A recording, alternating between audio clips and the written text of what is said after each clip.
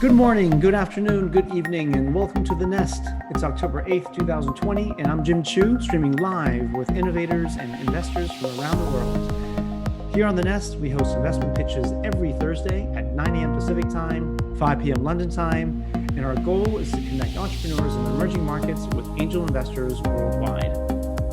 All episodes are recorded and available on our website, findthenest.org, where you can apply to pitch and view all past shows. Today, we have the pleasure of hosting two returning angels, and we will welcome a new angel to the table.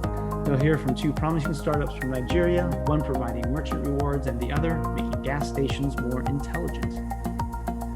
In a minute, we'll hear all about them, but before that, let me introduce our co-host for this week, TechCabal. My name is Victor Kwalo, and I am managing editor at TechCabal. TechCabal is a tech publishing digital media company, and we are an all-round media company. So we have the techcabal.com media site where we publish very insightful analysis into tech and innovation in Africa and around the world. And we have our TC Insight, TechCabal Insights, that is our research arm. TC Insight basically does the more in-depth data work of publishing. And we have our TechCabal events where we do events. So thanks to COVID-19, most of our events have become virtual. And then most importantly, our job generally is chronicling the ecosystem to a very large extent, supporting most of the work that is done. Like what is happening here, like the Nest. I think this is a very great initiative. I remember when Kian sent the first email, and I thought like this is a very interesting thing that we should support. And we most importantly also have the newsletters, the TC Daily newsletters, a roundup of technology and innovation around Africa. So if you're not subscribed already, please get on that and subscribe. But yes, I'm very glad, and we're very glad to be partnering on this episode of The Nest. Thank you very much for having us. I'm looking forward to this. Thank you very much, Victor, for working with us on this. Thank you. Moving on to announcements then. Can we get the next slide? So next week on October 15th, we'll be hosting another Nest in French in partnership with Moban. I believe we'll have a number of Moroccan companies. And then on October 22nd, we will host more investment pitches in English with Mest, not Nest.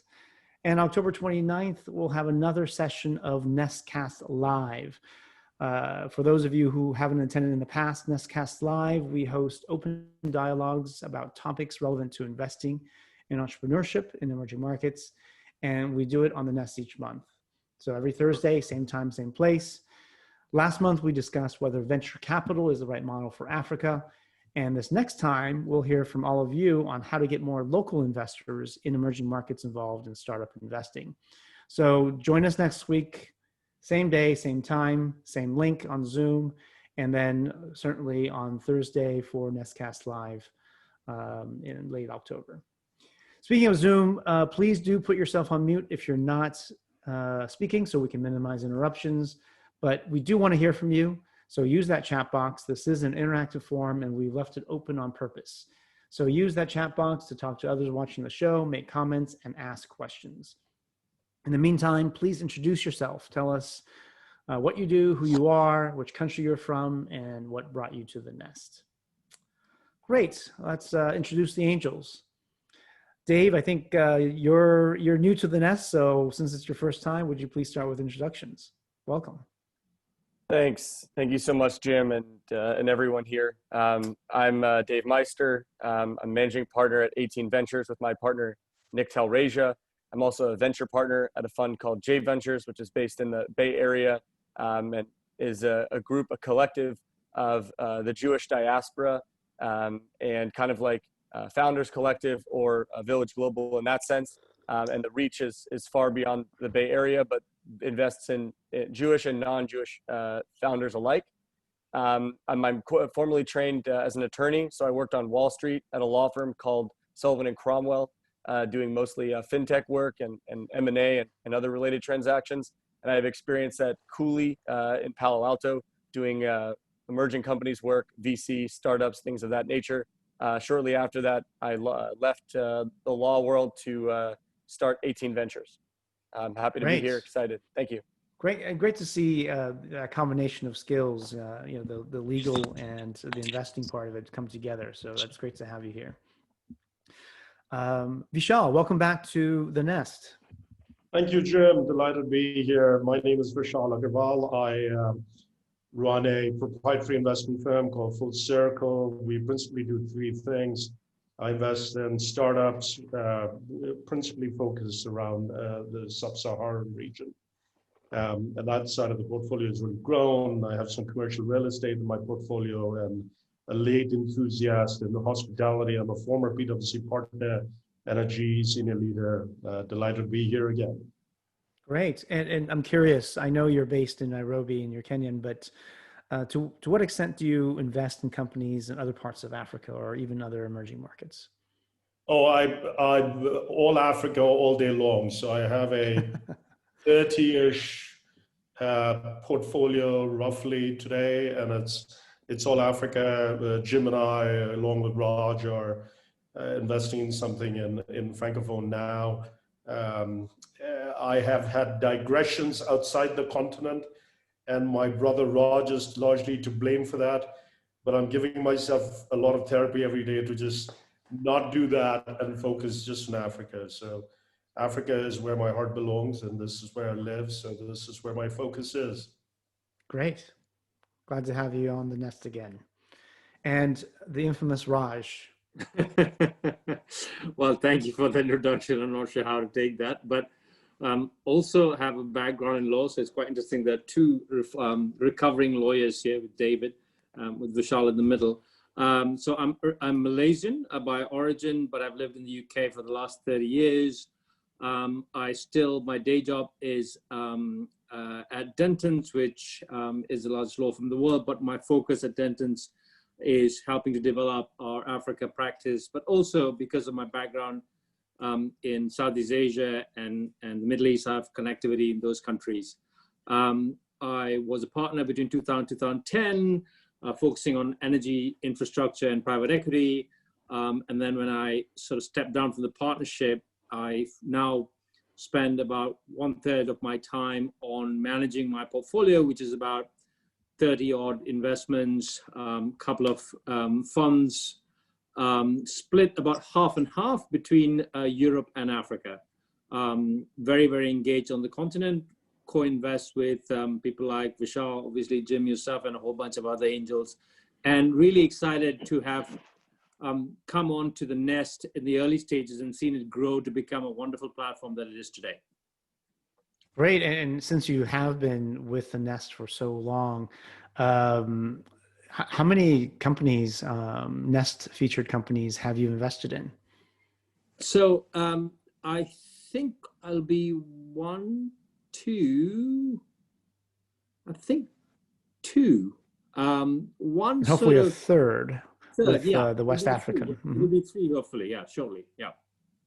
Fabulous.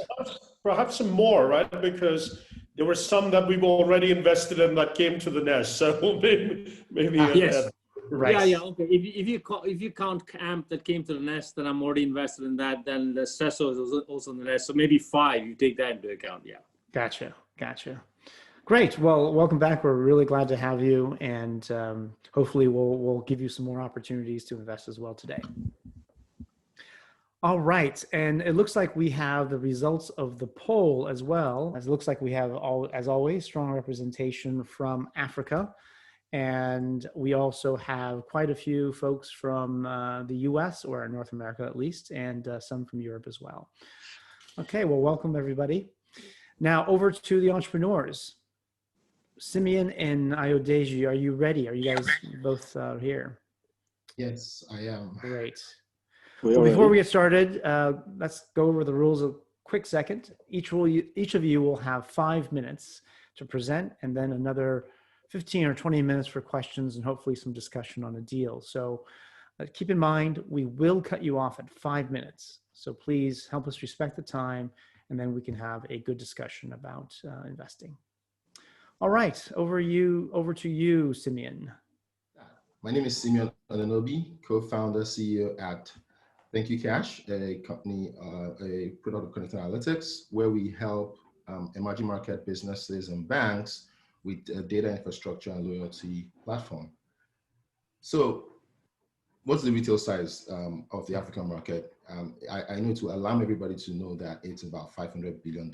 That's the African retail market size. And in other emerging markets, you have, similar numbers. So in North America and Asia, or even in South America, you have bigger numbers. Now, what does this mean? It means that businesses in Africa are meant to actually grow, but they do lack data. They don't know who their customers are. They're blind to consumer data. They don't know what their customers are spending, how they're spending it. So you have this enormous number of businesses that shut down within the first 18 months because they lack data. And two things account for this. One is the fact that cash accounts for almost 80% of transactions done at business locations in emerging markets.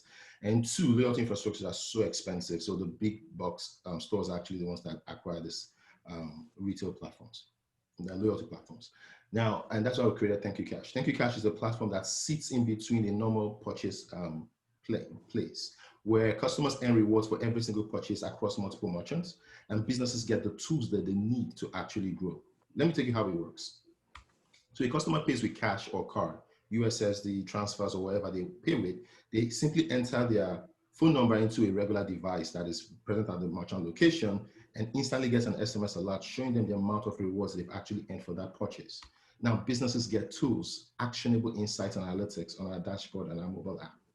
Now, today, we've processed over $1 billion.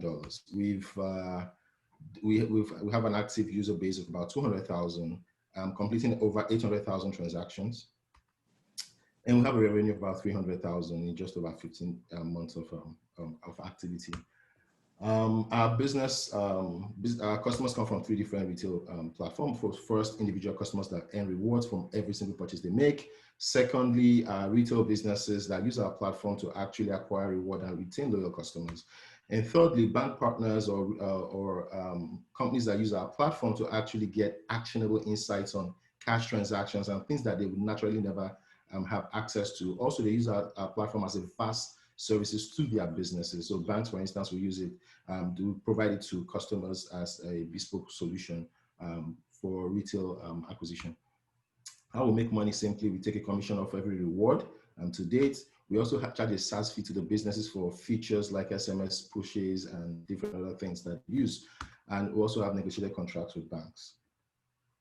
Our competitive advantage is simple. We are the only ones tracking cash transactions in the space today. We have so many other retail companies across the world that do this data analytics and rewards, but we're the only ones tracking cash transactions. Number two, we are focused on emerging markets. We're not focused on already established markets. And number three, we have signed partnerships with payment companies, PTSPs or payment terminal companies across Africa, and we're going to keep increasing that portfolio. Our team is made up of friends. We've been friends for over a decade. We've stayed together in the same building, so we know ourselves. We're not going to start breaking up today. And also, I had an exit in the past. I had my first exit when I was 24. I have a fintech background, a strong fintech background. My co-founder and CTO works for Fortune 500 companies at senior management level. Muna just joined us from KPMG, seeing what we've done with 11 years experience. We also have backers from around the world and investors. So we have Google that has given us grants, Microtraction, Bettertron, 500 startups, and predictive VCs that have invested in us. We also have Andrew Dell and Craig Fenton, CEO of Google, who has also invested in this round. Our milestones that we're tracking right now is we want to execute our partnerships. We just signed a partnership with InterSwitch, which is the largest payment company in Africa, which will give us access to over 40 million customers across Africa and over 110,000 merchants. We also want to expand across Africa to other 4 African countries, which we have actually penned down, and also execute our partnerships with FMCGs. We're raising $2 million round. We've had a commitment of about 1.1 million at a safe cap of $10 million. Yeah, that's it. I'm happy to answer your questions now. Thank you very much. Great. Finished early. I love it. Congratulations. All right, over to the angels.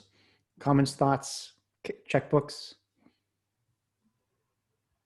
Simeon, Thank you for that. And I'm actually sort of really surprised pleasantly by the scale that you've achieved in this short period of time in a space which is very difficult.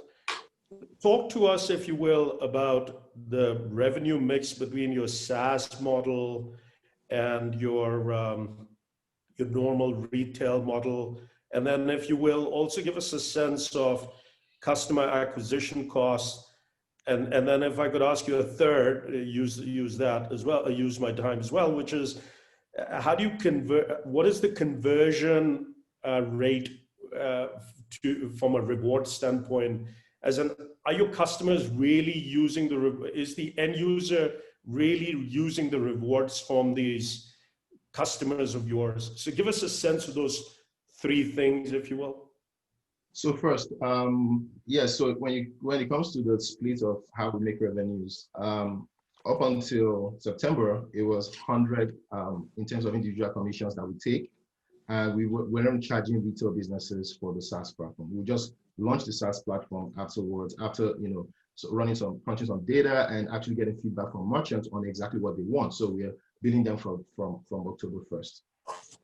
So it's majorly we've had almost all our revenues, actually all our revenues from individual customers that earn rewards, and we take a commission of that reward.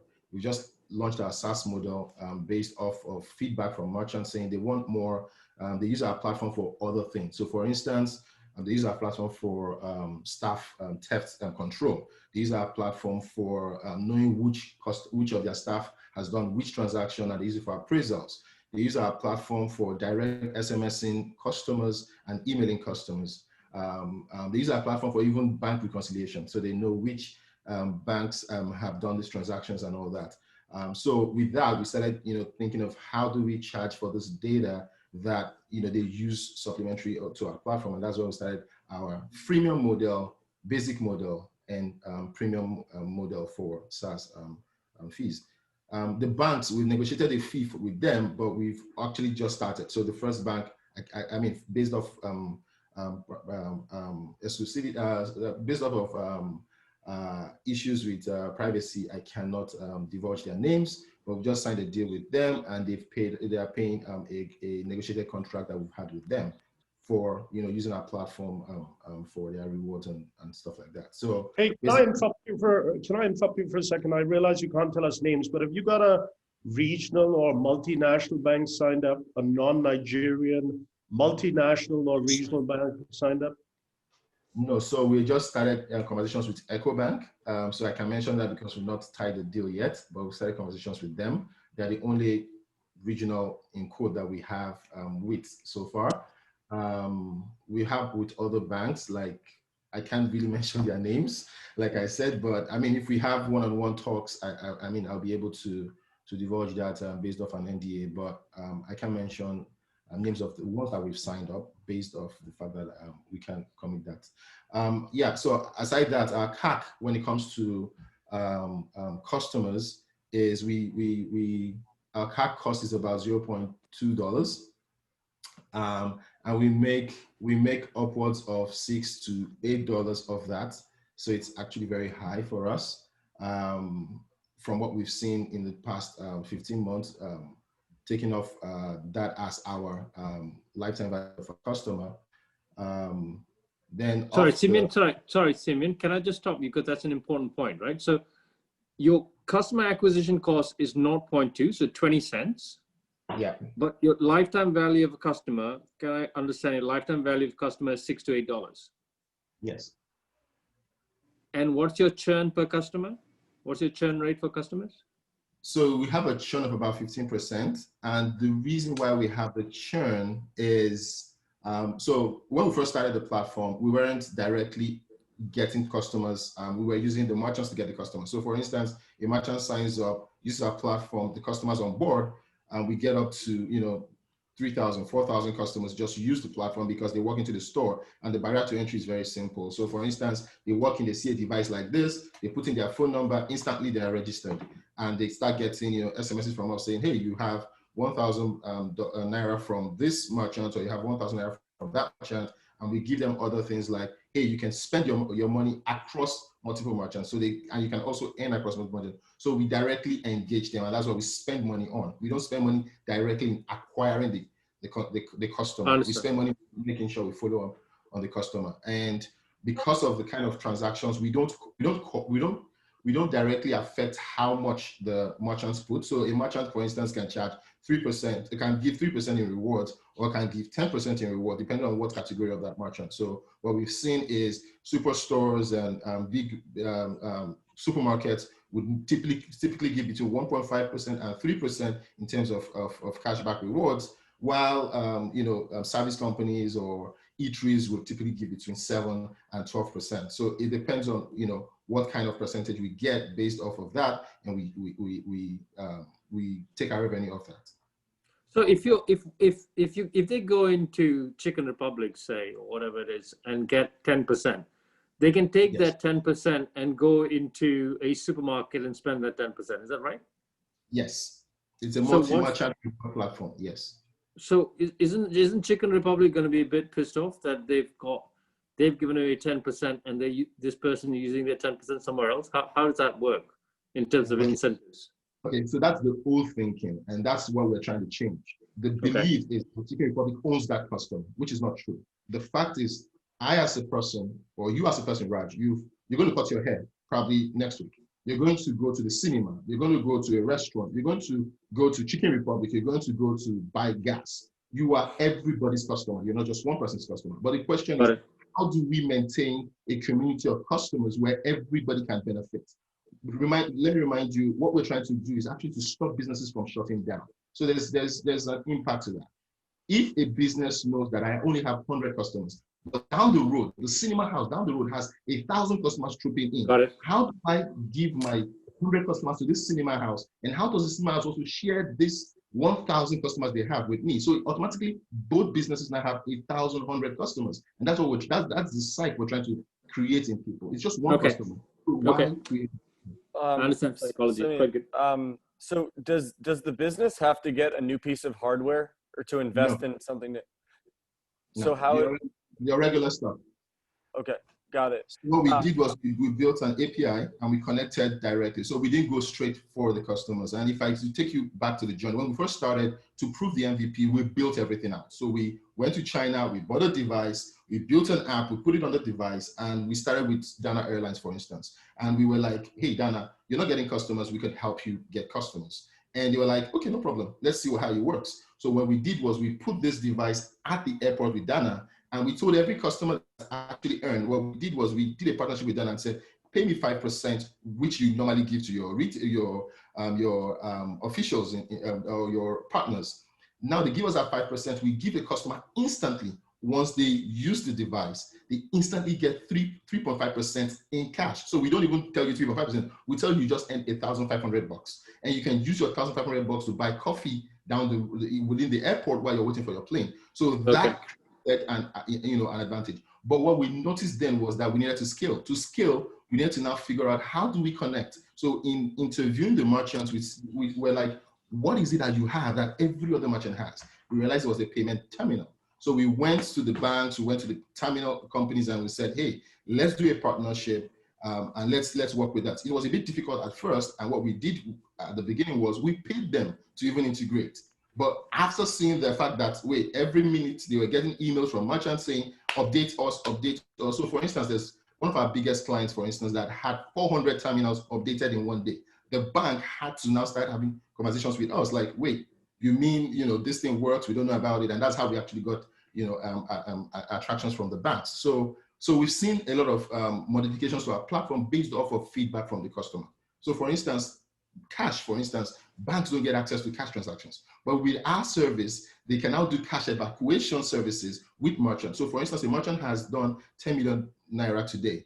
And maybe 8 million is in cash, 2 million is in digital payments. The bank can see the digital payments, but they can't see the cash transaction. So what we're saying is we're giving you a beautiful dashboard to say, hey, trigger the bank to say, hey, this merchant on your platform has just done 8 million. Create a cash evacuation system, go pick it up by 12, and this is live. So we do live transactions. I mean, when we get one-on-one conversations, you can see the dashboard is beautiful. It works live. It gives all the details in real time. So you can see, even as a business owner, what is happening at your locations. So I'm curious. I mean, this rewards model is quite popular or common around in other markets. I'm actually curious to hear from David and others what other similar companies they've seen in other markets, and what we might have learned from them, both the good, bad, and the ugly. Yeah. So the truth of the matter is, almost everybody in this space is sorry. Almost everybody in this space is like $1 billion businesses. So I can name names. Honey just got acquired for $4 billion. Honey is just a Chrome extension that does rewards. Ibota just got a $3 billion valuation. Ibota does rewards, but only for card payments and people that use their mobile app. TechCabal just got investments from PayPal, and actually we're talking to PayPal right now.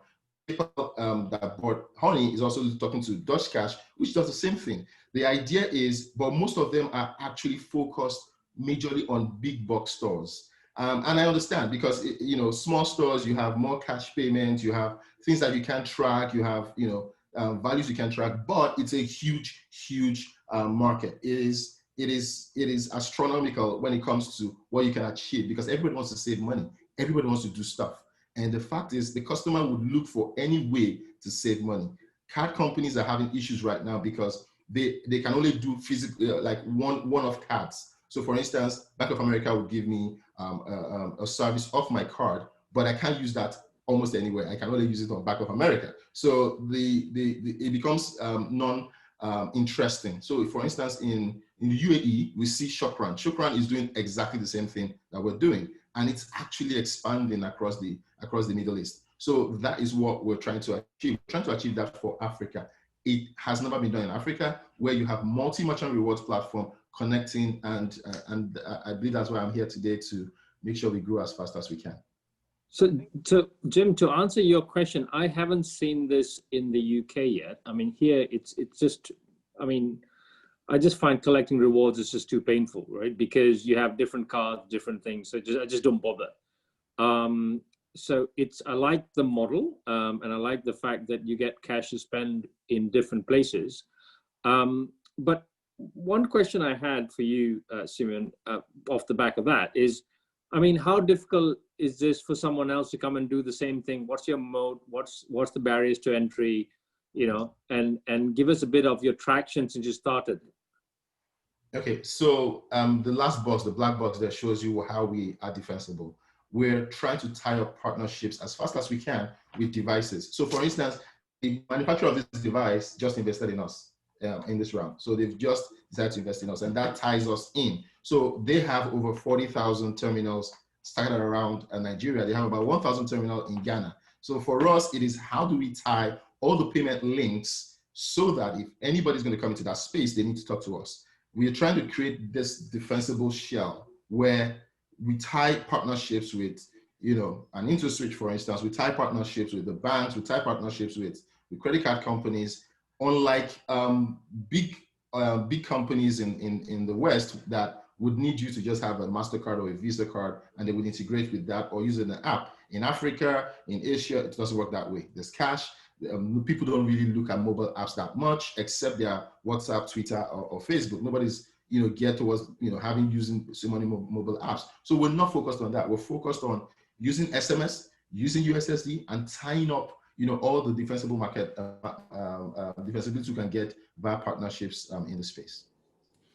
David, you had something to say before I cut you off. Please go ahead. Oh, we can't hear you, David. I know you're not on mute, but for some reason we can't hear you.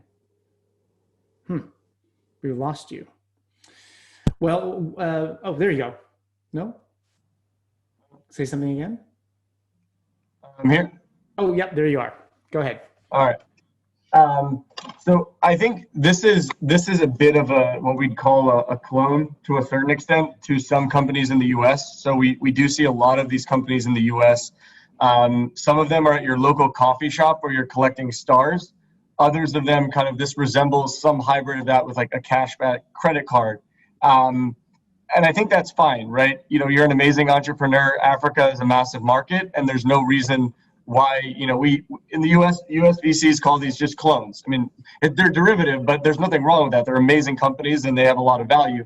I think one question that I have is, how do you really make this viral? Because there's a lot of companies that have tried this in the US, and as Raj kind of pointed out, like people are like, okay, like I got to put in my phone number all the time. Sometimes I forget. How do you make it a really sticky, tangible thing?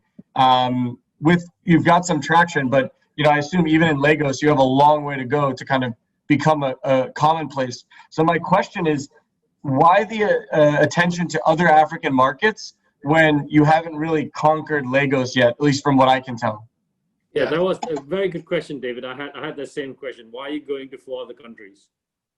So for us, it's two things. One, we're going to 4 other countries because we have partners that are in those markets and are willing to help us use our platform. So for instance, we got a call from one of our partners in Ghana saying, hey, Siote heard about your product. Can we give it to them? We can't say no. So it's for us to now start having conversations around, okay, yes, you already have our app. You can actually do it there. So for us, it's more around partnerships. It's not us moving or not being focused. We are focused on the Nigerian market. It's $35 billion in terms of retail, only Lagos. So we're focused on that. So for us, it's how do we now scale that? And to go to your question, Dave, we're looking at solutions that we are learning every day. And we're looking at, okay, what else can we do? We use phone numbers because it's a common denominator. Everybody knows their phone number. And that's why we're starting with phone numbers. But over time, we're going to start locking it into certain behaviors, certain things. I mean, we're using AI. We just got an AI engineer that's joining us.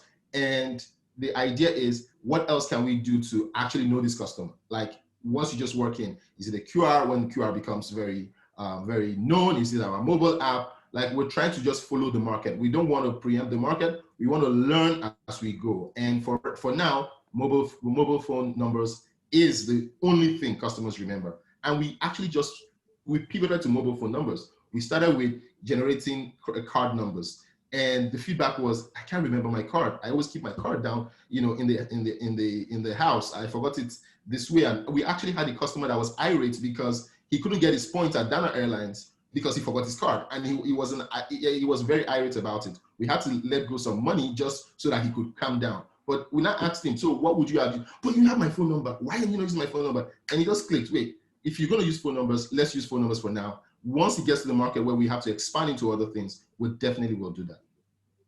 I guess I want to take a little bit of, like, there's kind of one thing I would say is you kind of want to learn from your customer and you want to follow your customer, but you have to have some amount of rigidity, right? So it would seem to me like you have to create significant geographic focus areas, like big clusters where the businesses interact, right? So how do you kind of think about that versus kind of growing with partners? And I would assume that a significant portion of your revenue to date is Dana Airlines. Is that a fair assumption? No, actually gas companies. Gas. Who's You mean it? petrol? So, You mean petrol? You mean Petrol you don't mean companies. gas as in liquid. I mean, you don't mean gas as in gas. You mean Petrol companies. Petrol. Yes. Yeah. It's like almost a daily thing. We see a lot of Uber drivers use our platform. We've seen more of that. So you could see a customer go back to the same gas station three times a week, 3 times a day. So that's where we get that. So Simeon, could you put up your ask, or what is your ask? Go through that in a little bit more detail. And sorry, Simeon, and on that same subject, can you just talk us through your traction and your growth and how much you've raised so far? Okay, so we did a 350 friends and family round when we first started. It was around, building out the tech and, When was that? That was between tail end of 2018 and middle 2019. Okay. And it was more friends and family, founders funds, just to make sure that we get to where we are. And then we, started our round towards the tail end. So we got into some accelerators and finally picked 500 startup, and that's when we started our fundraise. How much did you raise in that round? That's this round. So COVID made us extend it. So that's this round. So the 350. You got to a $10 million valuation after that friends and family round? Yes. So after our acceleration with 500 startup, we put a 10 million cap on the round. Sorry, just to be clear. So you did friends and family, and the accelerator was part of the friends and family round? No. Before so we you got did friends and family, then you went accelerator. What was the valuation you went to the accelerator at? At the 10 million cap. That's what I'm saying. This round. Okay. And we've gotten a commitment of about 1.1. We have about 600 cash in the bank, and we're expecting 500K on that. So let's now move. Go ahead. And what's your revenue? And what's your revenue line looking like? What's the month-on-month growth, and what's your revenue line looking like? So as at March, we were at an ARR of about 600K, but there was a dip. So it just went down. So it was like, we're doing like 45K in March. Then in April, we went down to like 7K. So it's like, because a lot of things were shutting down, we didn't do the full month, and we started ramping up backwards. So as at now, we're growing about 35% month on month, and we want to ramp that up with our partnerships. So we just got an allocation of about 850 merchants to onboard with our bank partner, and it will be announced in the press very, very soon, like super soon, where the banks are now sending emails out to their merchants telling them they've partnered with us, we've signed agreements with them, they want this to be in 850 locations, and that would definitely give us an accelerated growth. And your last month was how much? Our last month, that's August, was 18,000. All right, so let's talk about investments here. So who's ready with their checkbook? Raj? Well, let me Michelle? give some feedback. Yeah, I'm ready to go. I asked my questions first, so I've had a chance to digest this a little more. Hey, Simon, thank you for your presentation. I like I said, I was actually pleasantly surprised with the scale. I think the multinationals in here, and particularly the banks, will be the core of where you will get revenue from. And I'm afraid they have this. The smaller banks would like to have this because they don't want to be left behind, is where my mind is. Also, I feel that the data story doesn't quite come out in your pitch. I feel it's an afterthought, the big data play. I want the audience for a moment to know that this is perhaps the first time on the Nest that angels haven't received a deck, because Jim has altered the format. So we're seeing this in real time as you are. So it's truly a Shark Tank look and feel. I feel, coming back to this, the data play is just not there for me. It's an afterthought.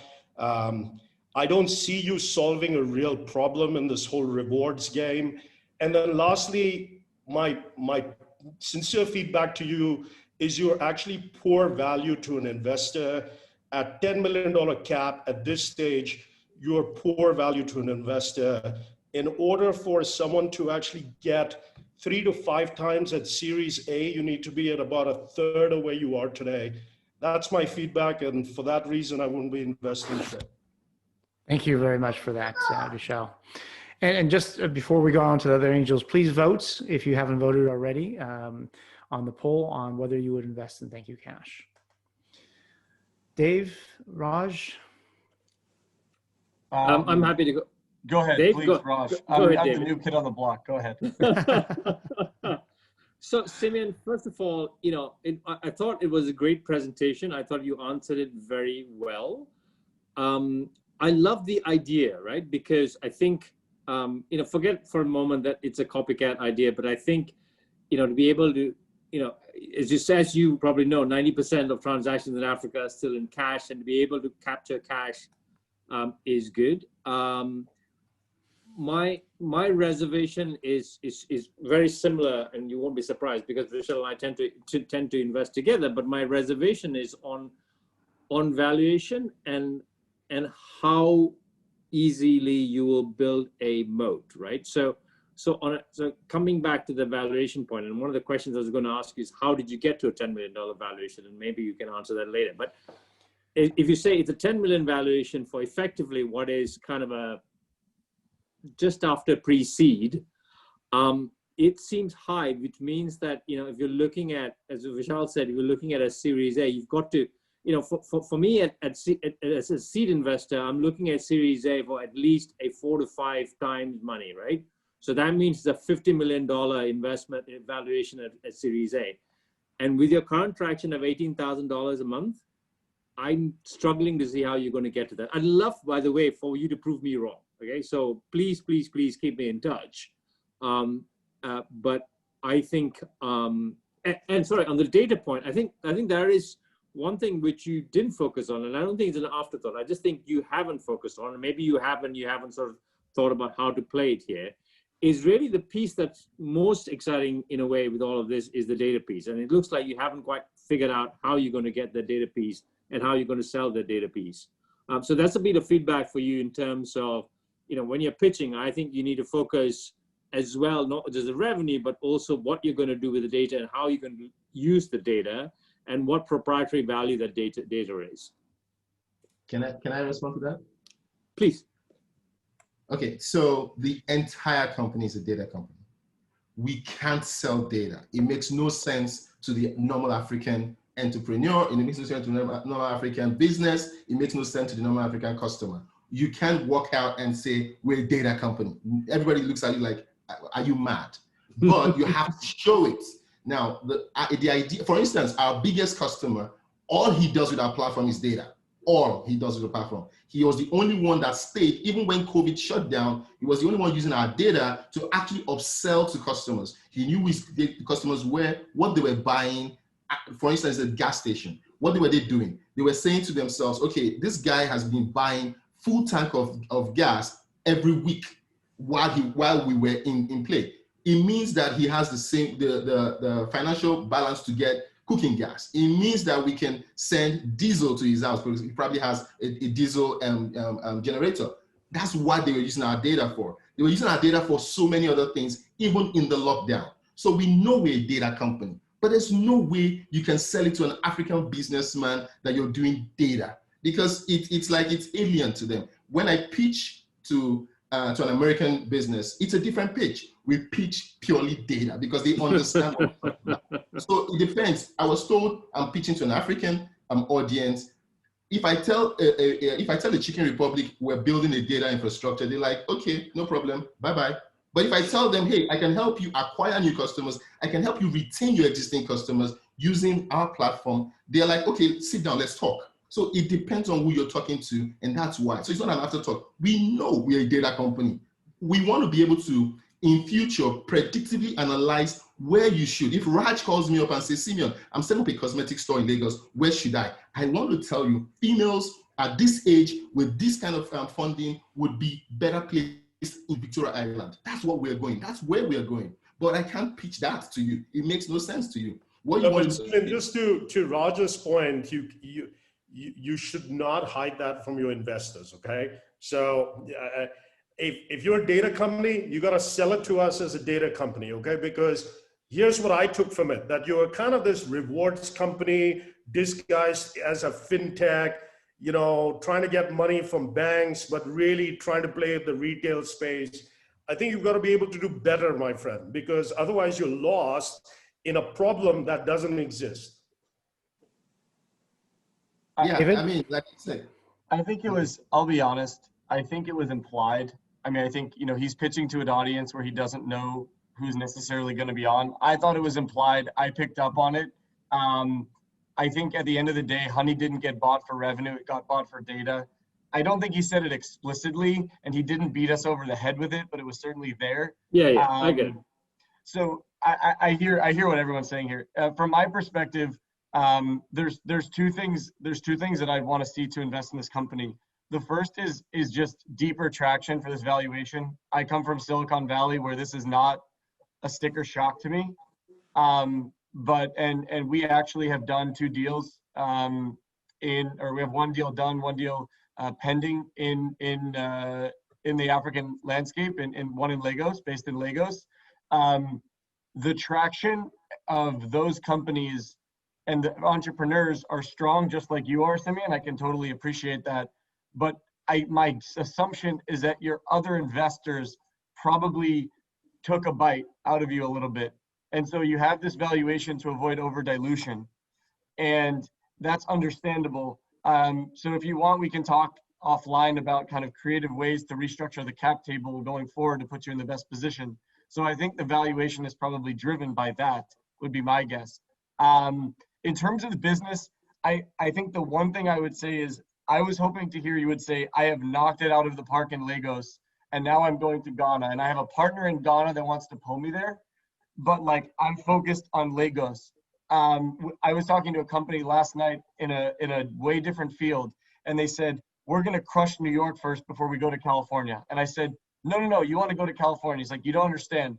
This vertical, this space, I got to crush New York first.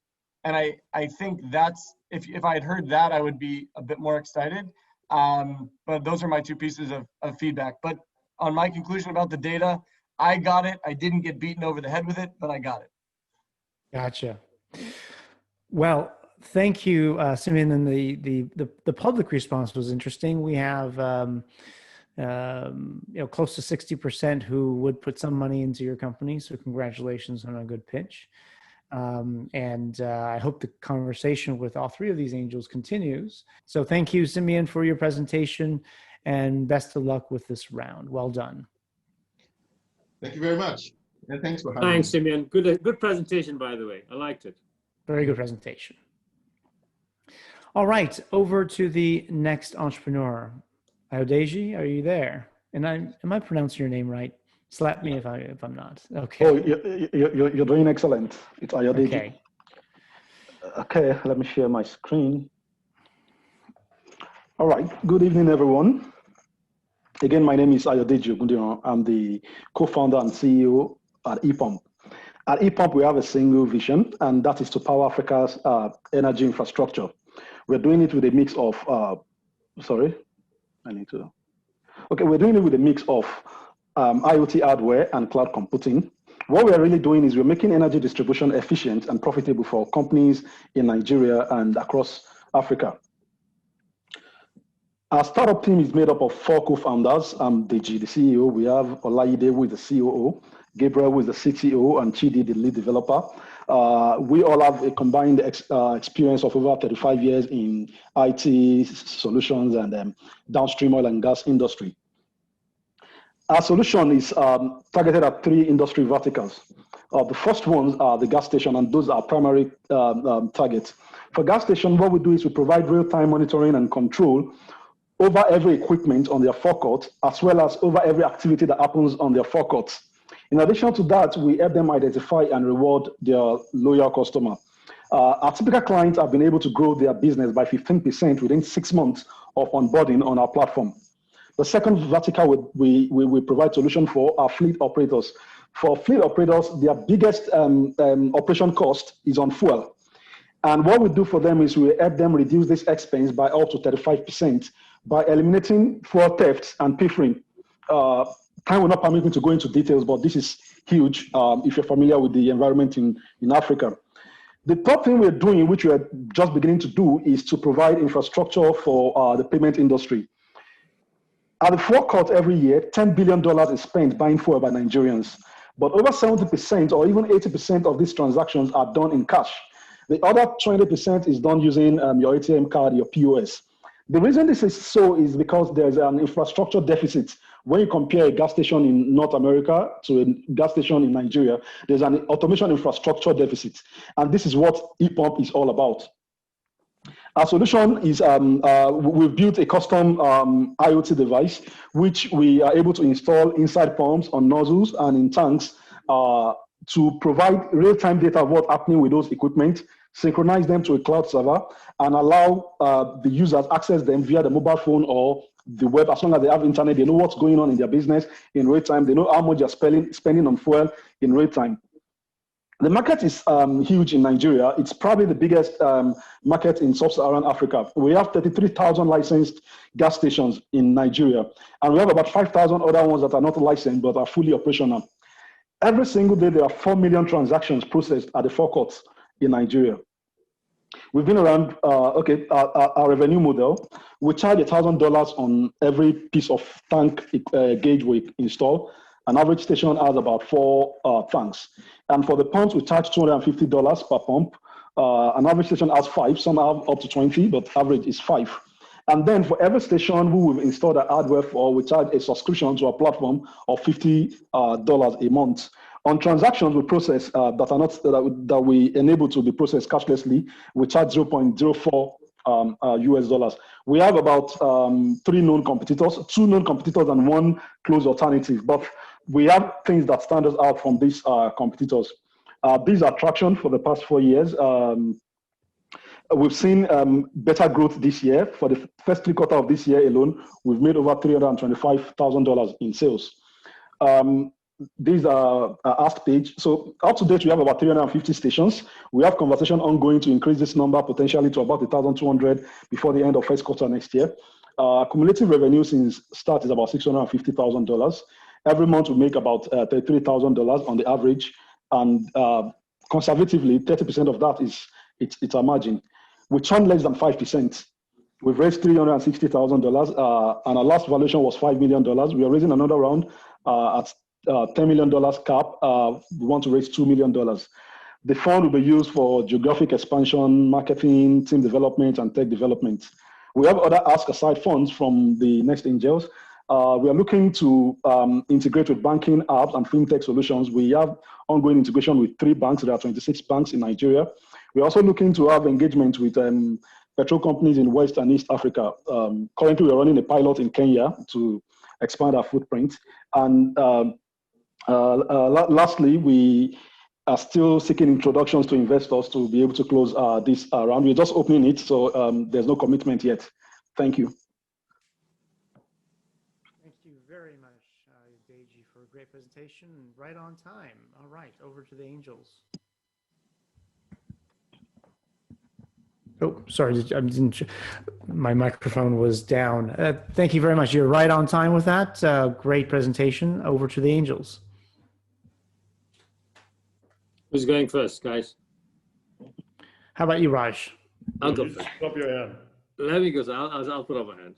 Deji, listen, great to meet you. And it's funny, this 10 million number keeps popping up this episode, right? Yes. But listen, can I just understand? So I just want to understand the nuts and bolts of the business, right? So to be able to get revenue, you need to fix these IoT devices onto the tanks or the device. Is that right? Yeah, have I understood that correctly? Yeah, you did. But let me provide an insight. Sorry, can I just ask you the second part of the question, right? So okay. So assuming that I'm correct, and you can give me a bit of insight in a minute.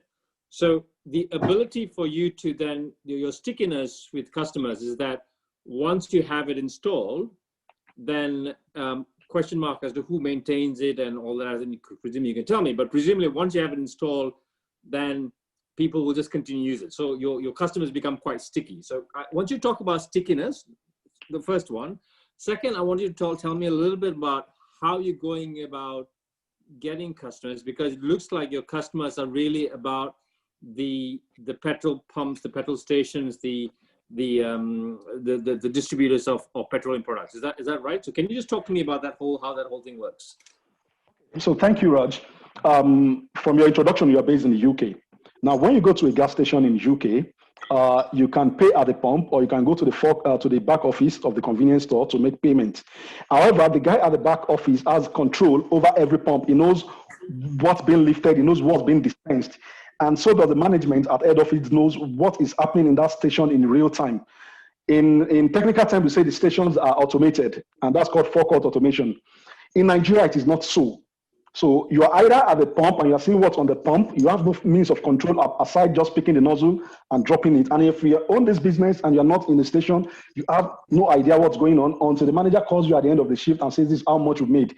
So our first value proposition to the station is we are installing these devices that gives you that control, that gives you that automation control and allows you to know what's going on in your business. That's the first thing we sell. The ability for you to know what's going on in your business and to prevent theft, your revenue assurance, to make sure your business is on track and the guy you employ there is not cleaning out, which is largely the case as of today in Nigeria. Right. Based on that infrastructure we have installed, we are now going to fleet operators and say, hey, a lot of times when you send your driver to go buy fuel, when you send him with $10 to buy fuel, most time he's going to buy $7. Right? And out of that $7, there's still a manipulation happening in the station between the attendant and the managers. Right? So we're telling them we've installed something in X station, in B station, that can allow you to see if this guy indeed bought that fuel, prevent him from not getting cash exchange. Because this is what happens. If you use cash, this guy just takes his cash out. If you use the existing card product like Total Card, it just tells the attendant, debit 10,000, puts 6,000 in there, take 5 and give me the rest. If you use your ATM card, it's the same thing. That's because there's no integration, there's no reporting over these activities, and that is what we are providing. Okay. And is anyone else not providing this? Presumably this is a solution that can be bought off the shelf from anywhere, because all the petrol stations have it. Yeah, it's different in Africa, right? In North America, they are using sophisticated pumps that allows this solution to be easily available. That's one. Two, in the construction of their station, they've made infrastructure provision for cabling and all of that for these pumps. But in Nigeria, it's as though nobody ever thought this future is going to come. There's no such infrastructure. That's one. Two, we have half of our pump, 60% of our pump are from China. They don't have this feature support by default. So what we did first and foremost is to take away the need for you to have to cut ground to lay cables by making our device cloud first. So that gives us an edge over everyone else in the world, not just in Nigeria. Secondly, is that if you buy the product from outside Nigeria, they are very pricey. We have a few competitors who are doing just that, buying from North America, buying from Gibaco, buying from Wayne. But when it comes to pricing, we are able to sell at maybe 20% of what they will sell for. And this industry is a low margin one. People are not willing to spend on what they don't consider showstopper. Okay. So there's a high barrier to entry, really. And got it. And how do you go on, is your customer acquisition by station, or you just go to a chain and say, look, I can do this for all your petrol stations? How have you done it? Okay, we've done a mix of all. When we started, we were really a small set of people, and the big chain would not give us an opportunity. So we started by focusing on the small guys. And what's happening is that they started referring within. We've never spent a dime on marketing. It's always been referral. But what's happening from the late end of last year versus this year is that now the big chains are beginning to notice us, and we are currently running. There are 6. In Nigeria, we have 2 classifications. We have majors and we have independent. Majors are the multinationals. We have 6 of them. Out of the 6, we are currently running pilots or have closed out with at least 3 of them. Right. And the independents too, they continue to grow by the day. Okay. Fast. Good. Okay. I'll let the others go in. I have a couple of questions, but I'll let the others go. Okay. Thanks. AG, if I could go next, congratulations on a great pitch, and more importantly, I love your startup. I think that the problem you're looking to solve is a real problem, and you found yourself a really nice niche here. The question I have for you is along the lines of where you just left off with Raj, which is, for example, with these majors. How are those conversations going?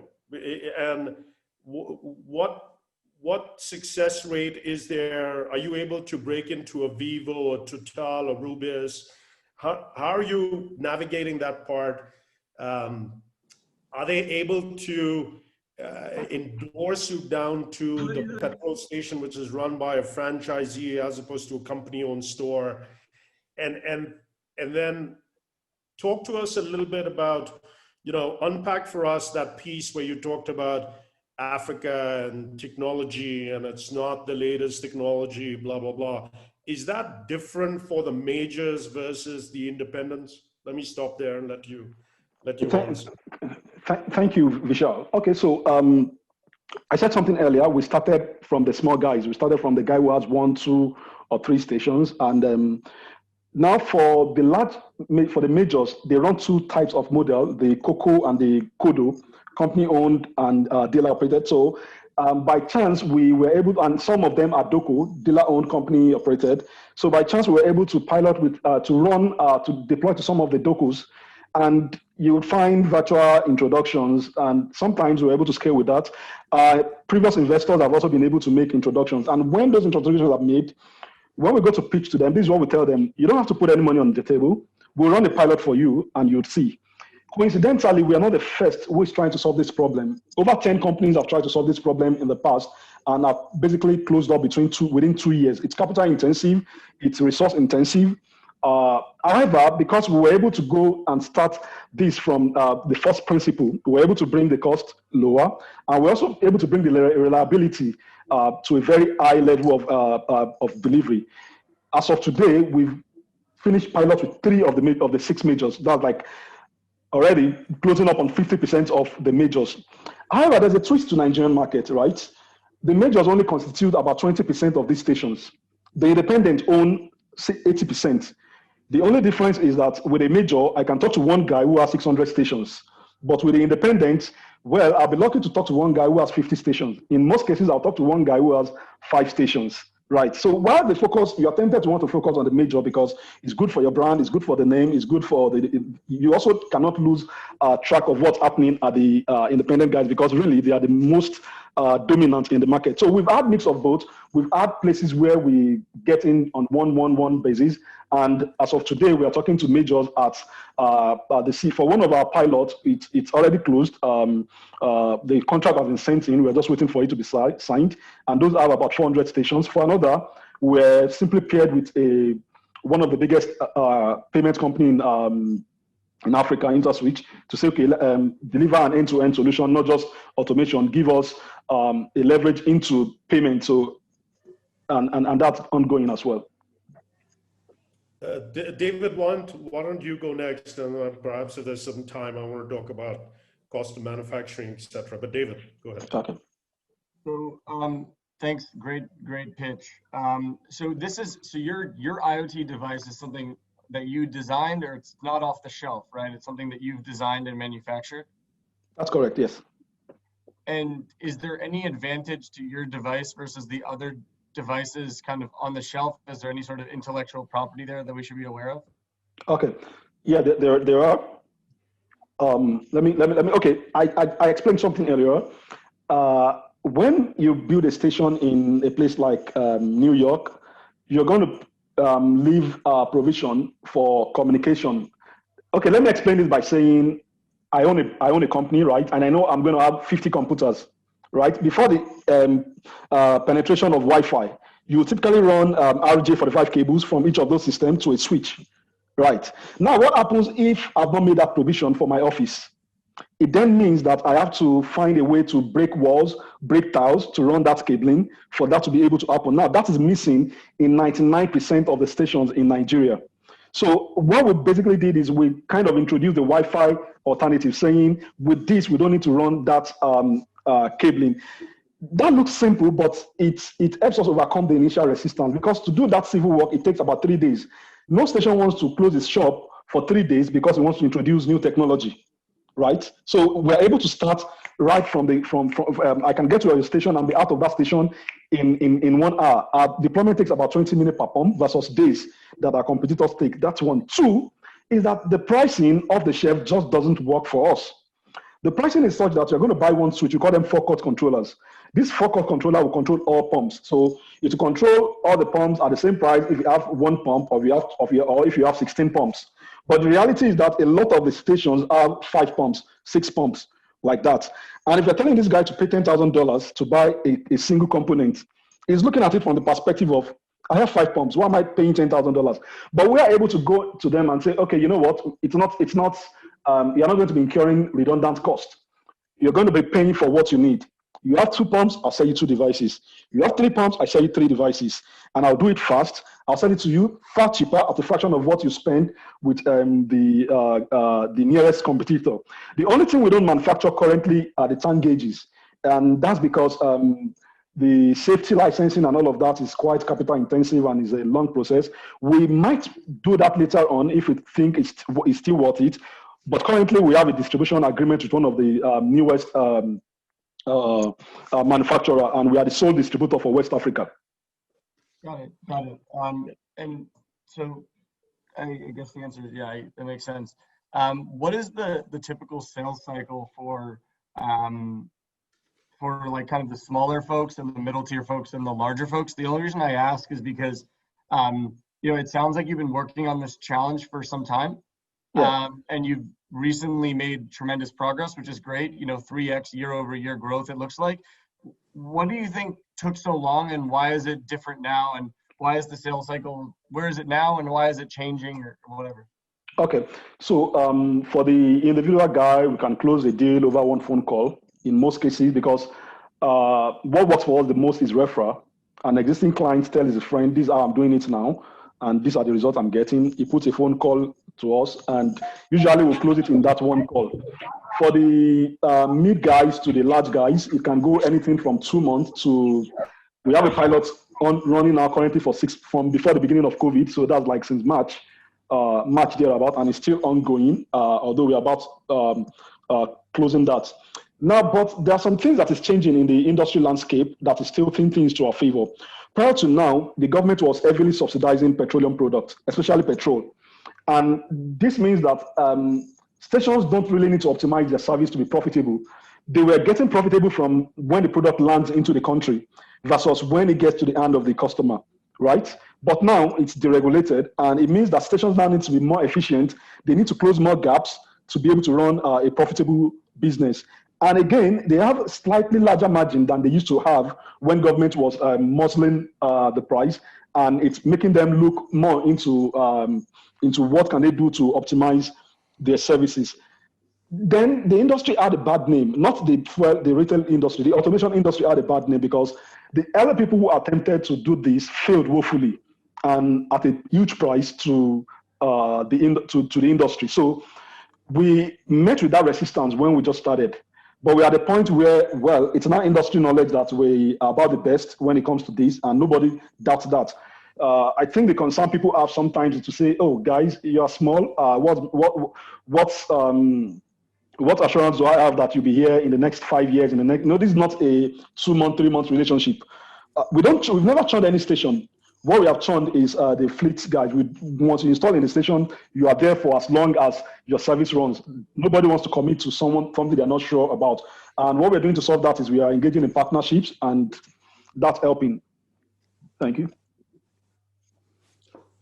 Deji, can I where are you ask making this stuff, and what is the margin on the hardware itself? How are you doing on that from a cost standpoint? Where are you manufacturing this stuff? I wouldn't want to exactly declare a margin. I don't know my audience, and that will get into negotiation the next meeting I go into. But I'll tell you that we have good margins on the ones we manufacture ourselves. Let's use a conservative figure of 30%. Yeah, the ones we buy off the shelf, the margins are smaller, but they are still up to 30%. And where do you manufacture, Deji? In Lagos? We designed in Lagos, but the manufacturing is done in China. Okay. Deji, can you just talk me through the sort of capital intensive nature of this business? Because how do you manage the fact that you've got, I mean, who pays for, who finances these things, right? I mean, do you finance it yourself and it's paid back over the time, or do they pay you up front, and how do you finance these things? You pay for our devices upfront. That's the station. The stations pay for the devices upfront. Right. Sometimes we allow them pay over installments, maybe 2, 3, 4 installments, but the equipment, the devices are theirs. We, however, don't sell the software. So the software is free. You have to pay a subscription to continue to use that. And without the software, the hardware is actually useless. However, there are some things that we are planning to do now. We want to make the payment, because this is our thinking. There are a finite number of stations. Someday, we're going to sell to all the stations. Maybe us and our competitors, the market will become saturated as it is in, say, Europe and North America today. However, something is going to run forever, and that's payment. So we really want to tilt our strategy to favor payment. And to make that happen, we realize that we need a large distribution. People don't want to top up their card and not find where to use it. So we want to kind of bootstrap that by deploying to a sizable number of stations for free. However, we'll not be doing all the equipment. We'll be doing a few pumps and no tanks. So we will spend the least possible that we can spend to achieve distribution. So for that purpose, in the coming months, we'll be actually doing deployment for some of these stations at our own cost.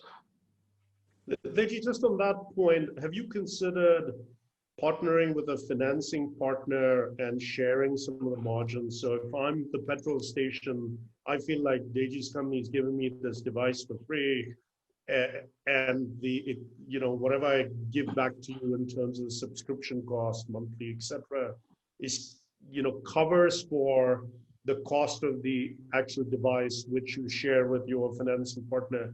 Have you considered that, so the customer doesn't feel like they're paying you anything at all and you don't have this cost to carry on your balance sheet?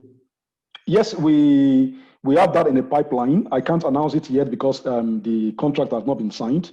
But a major company is playing that role, saying we would finance where the customer is not able to finance, and we'll make our money over X number of years with a binding contract with all parties. So we have that in the pipeline. I can't announce it yet because it's not signed.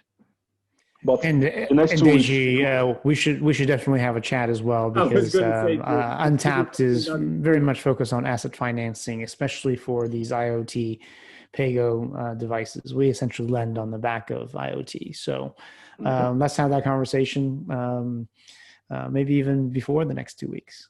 Yeah, Jim, I was leading him to that. Thank you for that. Thank you for that.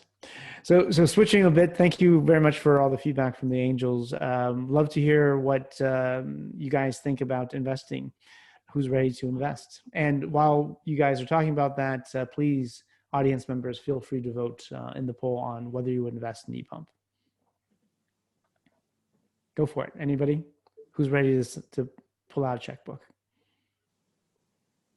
I'm happy to go first. Deji, look, I really like the pitch, and I like the play a lot. I would love to do some diligence on the technology and understand sort of hardware and margins. And I have some questions around scalability, because understanding that this goes beyond Nigeria would be very helpful.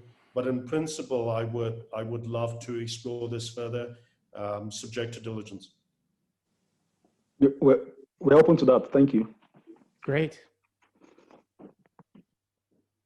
Let me go next because it's easy. Because I usually do stuff with Vishal, so I'll say, look, I have two question marks that in my head, right? So one is the capital intensive nature of the business, and I think if you have a finance solution, I think you could really make your growth accelerate very quickly. So I'd like to understand a bit more of how you're doing that, and I think you should have a very quick conversation with Jim as well on that, because Thank you, Raj. he can help you with that. I'm plugging you again. No, I didn't mean to. But although I led you both to it. So, but I think if you can fix that, and I'd like to understand a little bit more about how you can scale this. I think I'd be interested to have a further conversation. So yeah, that's kind of where I am. I look forward to it. Thank you. So I think a couple of things. I think the concept is really great. I think that I'm sure the technology is tremendous, and I don't know, my understanding of the African landscape and what's actually going on at gas stations is limited. I have not, I don't spend a lot of time in the region, so that's one area I'd want to learn more about. There's two things I want to think about is converting pilots. So it sounds like there's been a lot of pilots for a very, very long time, and I would want to see conversion of those pilots to something more substantial and more full-fledged contracts. that kind of grow and are kind of land and expand, as we say. So that would be the primary focus for me. And I also, especially as I've gotten to know the landscape a bit on valuation, I do have some questions about valuation. We're also, one thing I didn't kind of ask about was market size. So I might give you an opportunity briefly to discuss market size and how big of a problem is this in Nigeria, and how big of a problem this is on the continent, assuming that you capture the whole market. Okay, thank you for that. The market is big. Oh, sorry. Okay. Should I go on? Yes, please, just briefly, please. Okay, so the market is quite big, and I just noticed we have two of our existing investors online. We have Masha online, we have Idris online. Thank you for being here. The market is quite big. It's in infrastructure, it's over a $50 billion untapped market. As of today, the penetration is less than 1%. If you add our own market size and every other person, it's less than 1%. When it comes to converting pilots, one thing is this: we have never lost a pilot. We've had delayed pilots. COVID made some pilots extend, and because the people we are now focusing on are large organizations, they tend to have a long bureaucracy before you move from this point to that point. But for everywhere we're doing pilots now, I can tell you there's contract on the table already waiting to be signed. One would have been signed, but for that request from the client that says, "Oh, I'd like you to partner with this person to deliver this service for me," and we are settling that. Hopefully, in the next couple of weeks, we'll open conversation and you will get updates as things progress. Thank you. Great. Thank you very much, Io. And just to give you some feedback from my side, yes, as I mentioned previously, we would very much like to speak to you about asset financing. You may not know, but on the untapped side, what we focus on is helping specifically companies like yours scale up, because we understand that finding CapEx for growth can be very, very difficult in Africa. And so we love IoT-based value stream or revenue streams, and we think that gas stations are great payers. So let's have that discussion, and we would certainly be interested, and I'll get involved with conversation with Raj and Vishal as well. But to share a little bit of the results from the poll, it looks like over 75% of the audience indicated interest in being involved as an investor. So congratulations on a great pitch and great responses. Best of luck with the remainder of the round and the continuation of the conversation with the angels. So with that, we're at the end of the hour, and thank you everyone for being part of the show this week.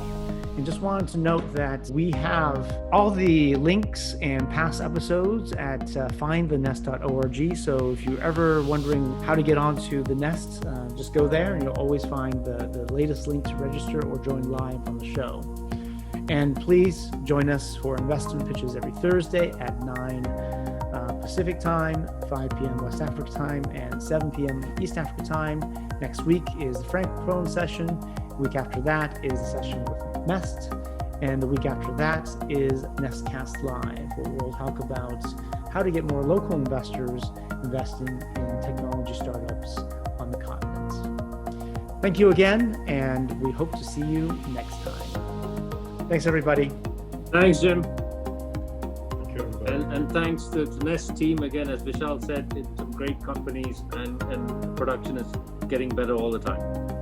Yes, thanks for Kian, thanks to Kian and Laura and Fiona for their great work making sure this all goes well. Thanks, everybody.